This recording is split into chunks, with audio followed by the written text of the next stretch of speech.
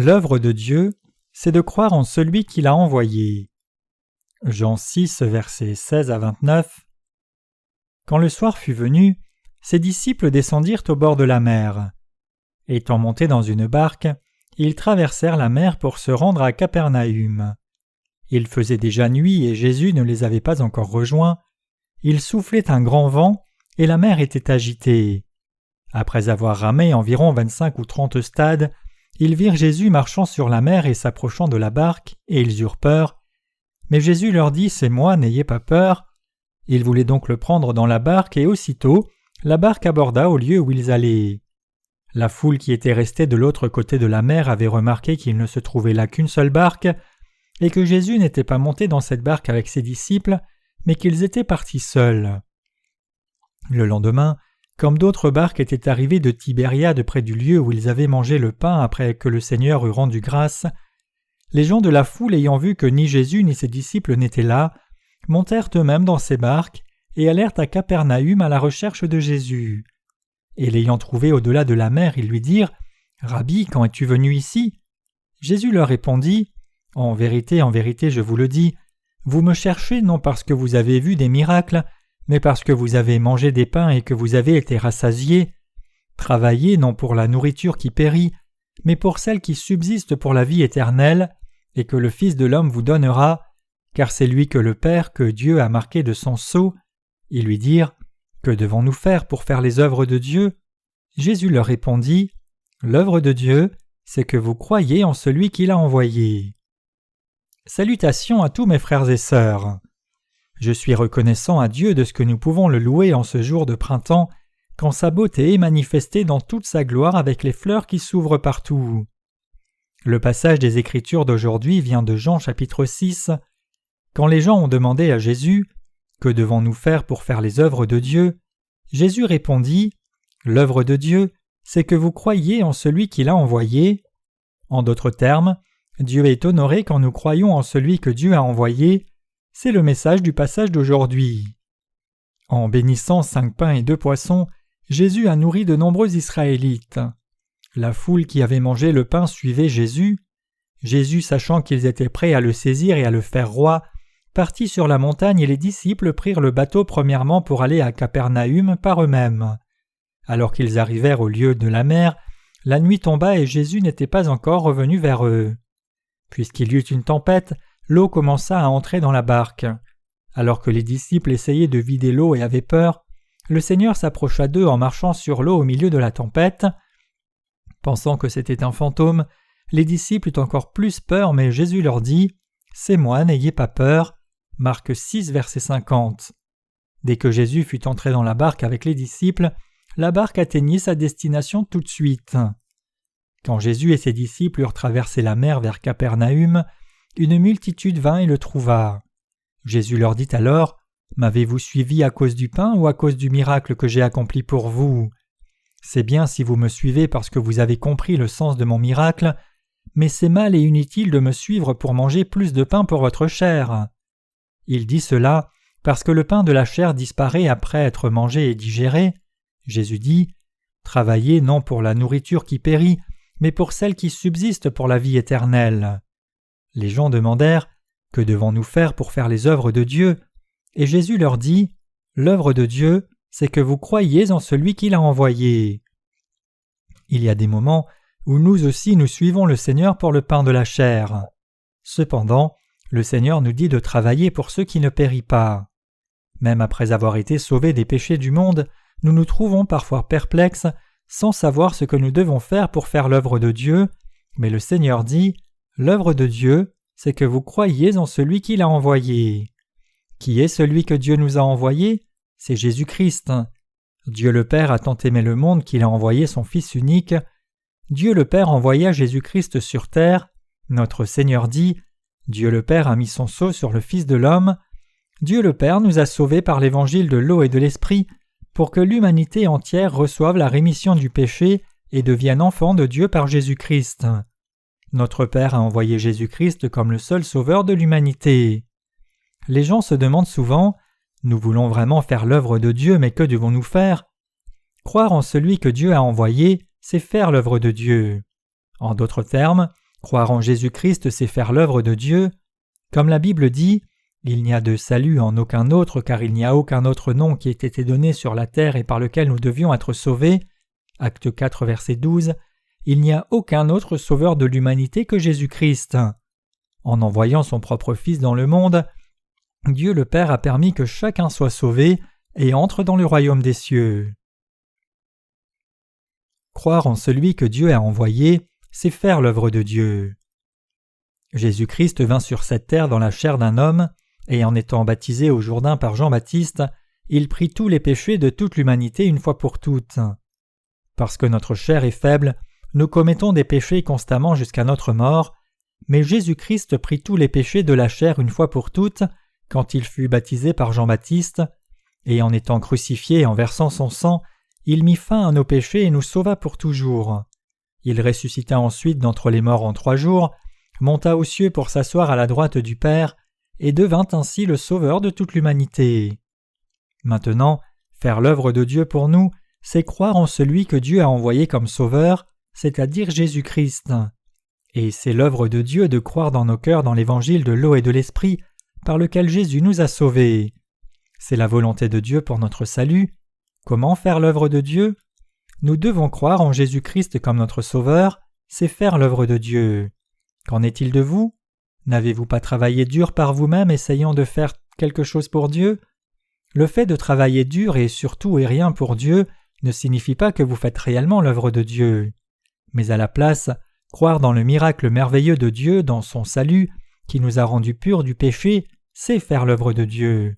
C'est pour cela que nous les croyants, ceux qui ont reçu la rémission des péchés en croyant en Jésus-Christ, faisons l'œuvre de Dieu.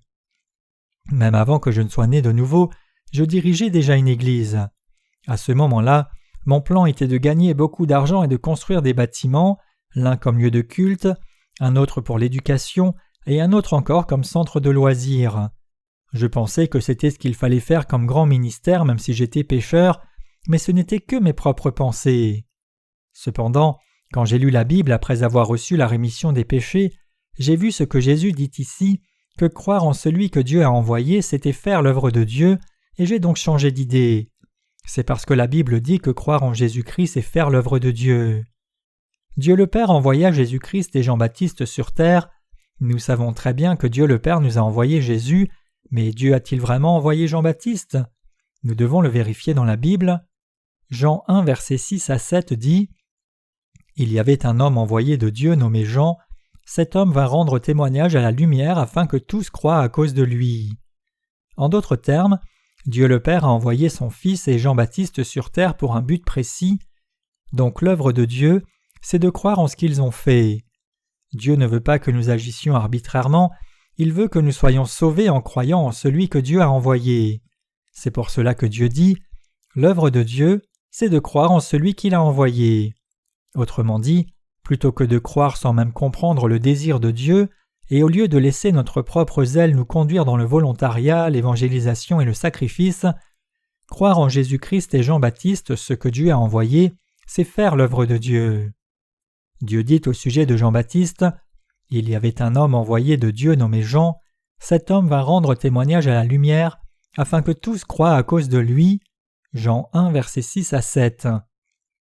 Qui Dieu a-t-il envoyé? Jésus-Christ et Jean-Baptiste. Jean-Baptiste a été envoyé sur terre pour rendre témoignage à la lumière, Jésus-Christ, est comme représentant de l'humanité et dernier prophète de l'Ancien Testament. À propos de Jean-Baptiste, la Bible dit qu'il était le plus grand des hommes nés sur terre, Matthieu 11, verset 11. Jean-Baptiste baptisa Jésus au Jourdain, c'était pour transférer les péchés du monde sur Jésus. Et le jour suivant, Jean-Baptiste rendit témoignage au sujet de Jésus en disant « Voici l'agneau de Dieu qui ôte le péché du monde. » Jean 1, verset 29. Jean-Baptiste voulait dire « Il est le Fils de Dieu, le Sauveur de l'humanité. Quand j'ai posé mes mains sur sa tête et l'ai baptisé hier, tous les péchés du monde sont passés sur lui. » Jean-Baptiste témoigne ici du baptême de Jésus et que tous les péchés du monde sont désormais passés sur lui, de sorte que beaucoup croient en Jésus comme leur Sauveur. Ceux que Dieu a envoyés sur terre sont deux. Le premier c'est Jésus, le second Jean-Baptiste. Donc faire l'œuvre de Dieu, c'est croire que Dieu le Père a envoyé Jésus et Jean-Baptiste et croire ce qu'ils ont fait. Est-ce votre cas? Aujourd'hui, beaucoup de chrétiens ne croient pas que Dieu a envoyé Jean-Baptiste pour transférer les péchés sur Jésus et ne croient que dans le sang de Jésus sur la croix. Ce genre de foi n'est pas basé sur l'évangile de l'eau et de l'esprit.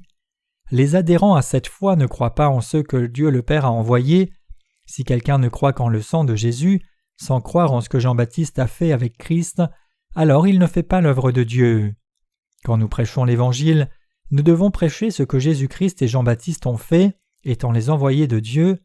Donc ceux qui croient dans l'Évangile véritable doivent prêcher autant la mort de Jésus sur la croix que comment il a pris les péchés du monde par le baptême de Jean-Baptiste.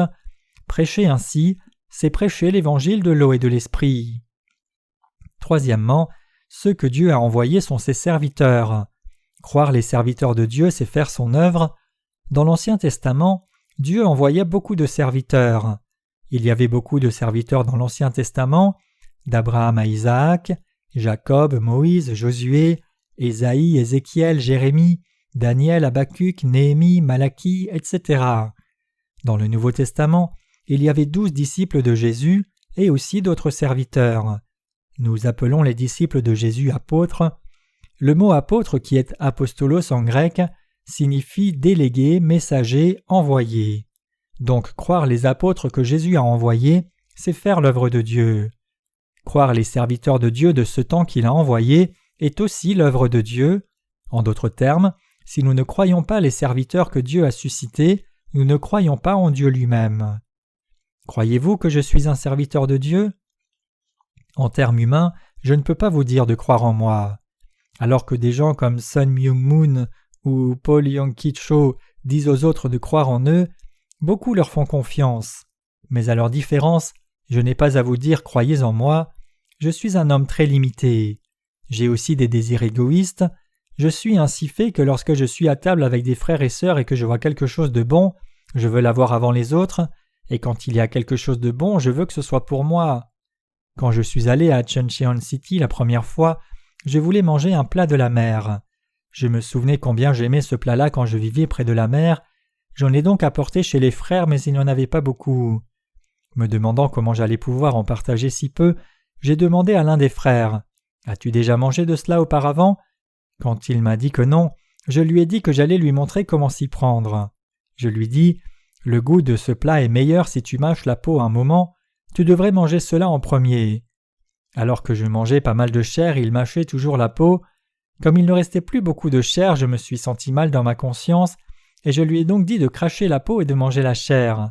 Après quelques bouchées, il n'en restait plus. Plus tard, nous avons de nouveau mangé ce même plat, mais je me suis mis à rire en me rappelant cet épisode. Je lui ai dit « En fait, je t'avais dit de manger d'abord la peau pour que tu ne manges pas trop. Vas-tu encore mâcher la peau cette fois-ci ?» Et nous avons ensuite partagé la chair. Comme vous le voyez dans cet épisode, il n'y a pas de raison pour que je vous demande de croire en moi. En termes humains, je ne suis pas digne de confiance, mais ce que je vous demande de croire, c'est que je suis un serviteur de Dieu. Alors que je ne suis peut-être pas crédible par rapport à la nourriture, vous devez croire que je crois en Jésus et en ses messagers et que je prêche la vérité.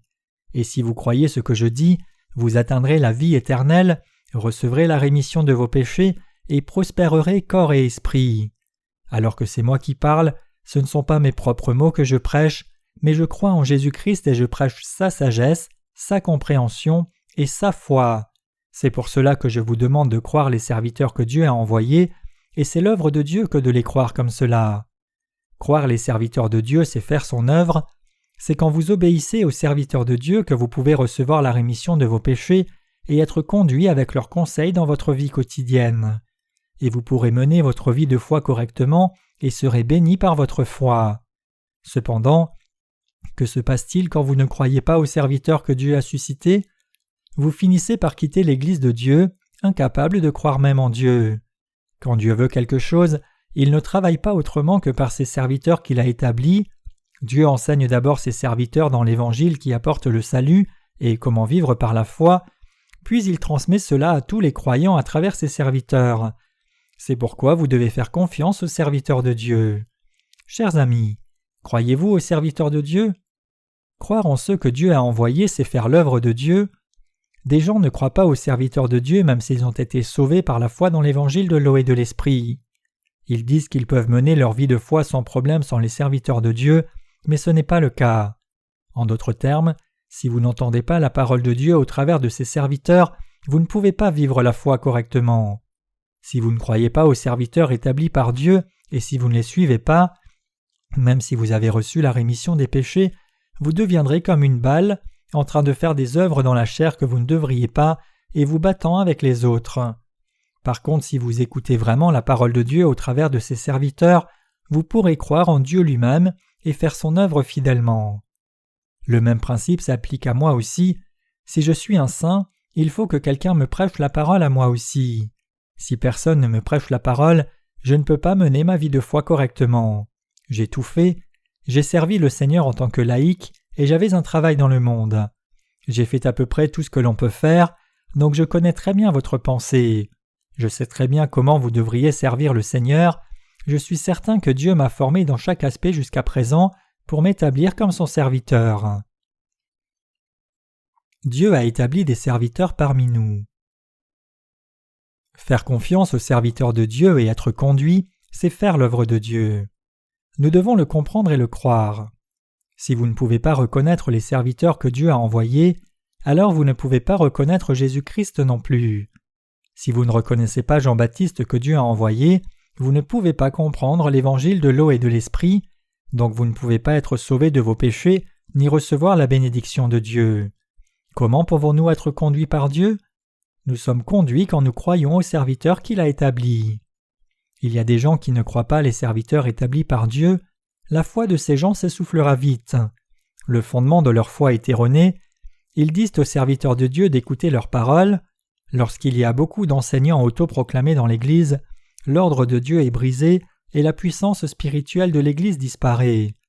Cela peut sembler exagéré, mais la Bible dit qu'il y avait 10 000 enseignants dans l'Église de Corinthe. 1 Corinthiens 4, verset 15. Cela signifie qu'il y avait beaucoup de gens qui essayaient d'enseigner en ignorant Paul, le serviteur de Dieu. Comment était cette Église de Corinthe alors? Elle était désordonnée. À ceux qui ne croient pas aux serviteurs établis par Dieu, même quand ils viennent dans l'Église de Dieu et pensent « Êtes-vous le seul serviteur de Dieu? Je suis aussi serviteur de Dieu. » Je réponds la chose suivante. Vous avez tort, vous êtes si éloignés que vous demandez votre propre mort. Corée conspira avec 250 chefs des tribus et se rebella contre Moïse et Aaron que Dieu avait établis. Nombre 16, versets 1 à 3. Que s'est-il passé? La terre ouvrit la bouche et les avala avec leurs maisons et tous les hommes de Corée et tous leurs biens. Nombre 16, verset 32. La Bible dit « Que devons-nous faire pour faire les œuvres de Dieu ?» L'œuvre de Dieu, c'est que vous croyez en celui qui l'a envoyé. Même si c'est écrit dans la Bible, ne croirez-vous toujours pas en ceux que Dieu a envoyés? Si c'est le cas, c'est que vous êtes insensés, vous allez mourir spirituellement. Quand quelqu'un croit dans l'évangile de l'eau et de l'esprit et reçoit la rémission des péchés, il est guéri de ses maladies spirituelles et physiques et il reçoit la paix du cœur et la joie. La plupart des maladies du corps et de l'âme sont guéries. Quand quelqu'un croit dans l'évangile du Seigneur de tout cœur, cela se produit. Ceux qui sont faibles physiquement deviennent forts, ils reçoivent la santé. C'est en écoutant la parole de Dieu de la part de ses serviteurs et en prenant le lait spirituel dans l'Église de Dieu que votre foi grandit et que vous jouissez de la grâce et la bénédiction de Dieu. C'est la vie normale pour quiconque est entré dans l'Église. En dépit de cela, des gens refusent avec entêtement d'écouter les serviteurs de Dieu. Si vous le faites, votre vie de foi dans son Église prendra fin.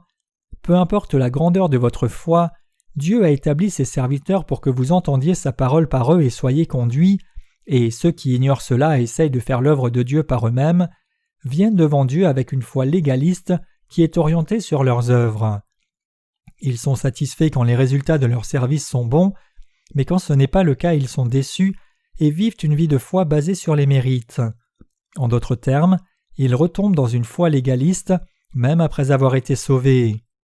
Dans le livre de Jacques, bien sûr, il est écrit que la foi sans les œuvres est morte, mais cela signifie que la vraie foi est suivie de pratique. Croire en ceux que Dieu a envoyés, c'est son œuvre. C'est quand nous croyons en ce qui a été accompli avec ceux que Dieu a envoyés, Jésus et Jean-Baptiste, que nous sommes sauvés du péché et recevons la bénédiction de la vie éternelle. Parce que nous sommes sauvés et bénis par la foi dans l'évangile de l'eau et de l'esprit, de là jaillissent des œuvres de la foi. Vous croyez que Jésus a pris les péchés de ce monde et suivez cette vérité précisément parce que vous avez cru dans ce que Jean-Baptiste a fait en tant que serviteur de Dieu et dans son témoignage. C'est ainsi que vous faites l'œuvre de la foi, montrant que vous avez été sauvés. C'est ce que signifie le passage de Jacques. Cependant, beaucoup de gens ne croient pas les serviteurs de Dieu. Au lieu de croire aux serviteurs de Dieu, ils les rejettent intérieurement. Mes chers croyants, croire au rôle de Jean-Baptiste et qu'il est un serviteur de Dieu, c'est faire l'œuvre de Dieu. Si vous voulez mûrir spirituellement, grandir dans la foi, être conduit par Dieu et vivre votre vie dans sa bénédiction, vous devez croire en Jean-Baptiste, homme envoyé de Dieu. D'autres aussi ont été envoyés par Dieu. Dieu envoya ses serviteurs aux pécheurs. Le peuple de Dieu doit croire aux témoins de l'évangile de l'eau et de l'esprit. Les pécheurs doivent croire les paroles des justes. C'est faire l'œuvre de Dieu. Jésus nous dit de travailler pour la nourriture qui persiste. C'est quand les pécheurs écoutent l'évangile auprès des serviteurs de Dieu qu'ils obtiennent la vie éternelle et incorruptible. Je vous exhorte à mûrir dans votre vie de foi.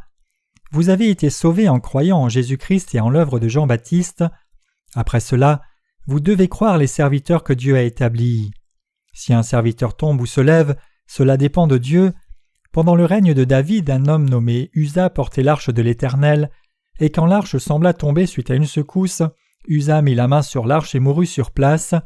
2 Samuel 6, versets 3 à 7. Dieu l'a tué instantanément. Uza avait touché l'arche de l'Éternel par panique parce qu'elle allait tomber. Pourquoi était-ce mal? Ne devait-il pas toucher l'arche même s'il voyait qu'elle tombait? Nous pouvons penser d'un point de vue humain qu'Uza ne méritait pas la mort, mais enfreindre les règles de Dieu ne peut pas être toléré. Dieu lui-même nous a fait, et pour faire de nous son peuple, il envoya son Fils Jésus-Christ, et Dieu envoya aussi Jean-Baptiste, et tous deux ont accompli l'œuvre du salut, l'un transférant et l'autre prenant les péchés du monde. Nous ne pouvons pas juger ce qui a été planifié et accompli par Dieu lui-même. Les serviteurs de Dieu peuvent-ils agir comme ils veulent? Non. Alors que moi aussi j'en fais parfois à ma tête, à la fin je m'assujettis à la volonté de Dieu.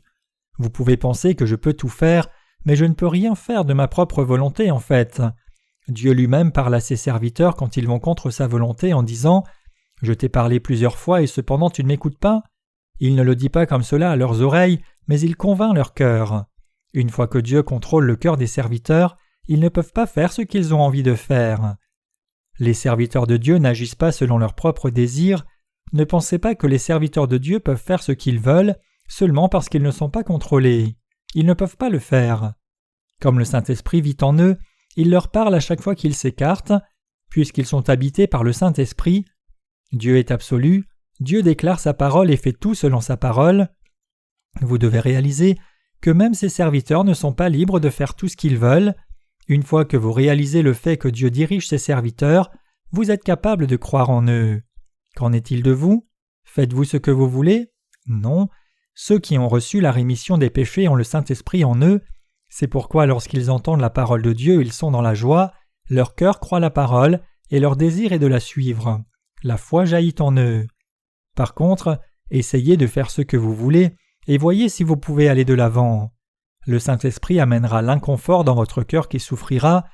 À moins que vous n'écoutiez la parole de Dieu et ne la suiviez, vous ne pouvez pas vivre tant votre cœur est tourmenté. Le Saint-Esprit vous empêche de faire autre chose que de suivre la volonté de Dieu. Il vous conduit dans l'Église et vous fait écouter les paroles des serviteurs de Dieu. Voulez-vous vraiment vivre fidèlement devant Dieu? Voulez-vous faire son œuvre? Alors croyez en ceux que Dieu envoie, c'est cela faire l'œuvre de Dieu. Des gens enseignent que Jésus nous a sauvés de nos péchés en mourant sur la croix. La plupart des chrétiens ne croient pas en Jean-Baptiste, l'envoyé de Dieu. En d'autres termes, ils ne croient pas en son ministère et son témoignage.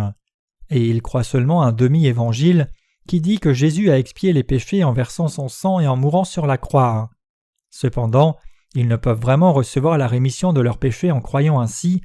Loin de la vie éternelle, ce qui résulte de ce genre de foi, c'est qu'ils finissent sous la loi. Ces gens ne peuvent pas échapper au joug de la loi, même si Dieu leur a donné la loi afin qu'ils réalisent leurs péchés et reçoivent la rémission des péchés par la foi en Jésus-Christ, le Sauveur de l'humanité envoyé par Dieu. Certains, après avoir entendu l'évangile de l'eau et de l'esprit et reçu la rémission des péchés, vont dans leur ancienne église qui prêche seulement l'évangile du sang de la croix seule et continuent de mener leur vie de foi là. Ces gens ne font pas l'œuvre de Dieu. Croire dans la parole de Dieu, c'est faire l'œuvre de Dieu, même lorsque l'on joue au football. L'œuvre de Dieu, c'est croire au serviteur établi par Dieu, croire aussi en Jean-Baptiste que Dieu a envoyé, et croire en Jésus-Christ comme notre Sauveur. En d'autres termes, c'est par la foi que nous travaillons, non par nous-mêmes. Cela signifie-t-il qu'aucune œuvre n'est nécessaire une fois que l'on est sauvé? Non, nous œuvrons justement parce que nous croyons. C'est parce que nous croyons que nous travaillons volontairement et avec joie, c'est parce que nous croyons que nous venons à l'Église, et c'est parce que nous croyons que nous servons le Seigneur. Qu'est-ce que faire l'œuvre de Dieu? C'est croire en ce que Dieu a envoyé. Dieu a envoyé ses serviteurs sur la terre. Croire dans la parole de Dieu prêchée par ses serviteurs, c'est faire son œuvre. C'est quand nous croyons dans la parole de Dieu que nous travaillons et qu'il est honoré. Pensez-vous que c'est l'œuvre de Dieu que de vivre une vie vertueuse par vous-même sans commettre de péché? Quand vous allez dans la rue, vous rencontrez souvent des gens qui crient au micro « Croyez au Seigneur Jésus et vous serez sauvés !» Alors que ces gens pensent qu'ils font l'œuvre de Dieu, ils ne font rien pour Dieu. L'œuvre de Dieu, c'est croire en ceux qu'il a envoyés. Qui Dieu a-t-il envoyé? Il envoya Jésus et Jean-Baptiste. Dieu a aussi envoyé ses serviteurs, donc croire dans ses serviteurs établis par Dieu et croire dans sa parole qu'il prêche, c'est faire l'œuvre de Dieu. C'est pour cela que lorsque nous lisons la parole de Dieu, nous devons croire en ce que Jésus a fait et en Jean-Baptiste. C'est quand nous croyons dans l'évangile de l'eau et de l'esprit prêché par les serviteurs de Dieu que nous faisons son œuvre. Quand nous croyons au rôle de Jean-Baptiste l'envoyé de Dieu et dans le fait que Jésus-Christ est devenu notre Sauveur en prenant nos péchés par son baptême, portant notre condamnation et ressuscitant des morts, c'est là que nous faisons l'œuvre de Dieu. Ainsi, nous devons nous tourner vers la parole et y croire.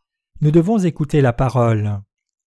Dieu dit « La foi vient de ce qu'on entend et ce qu'on entend de la parole de Dieu » Romains 10, verset 17. C'est quand nous entendons la parole que la foi vient, et c'est quand nous croyons dans la parole que nous faisons l'œuvre de Dieu.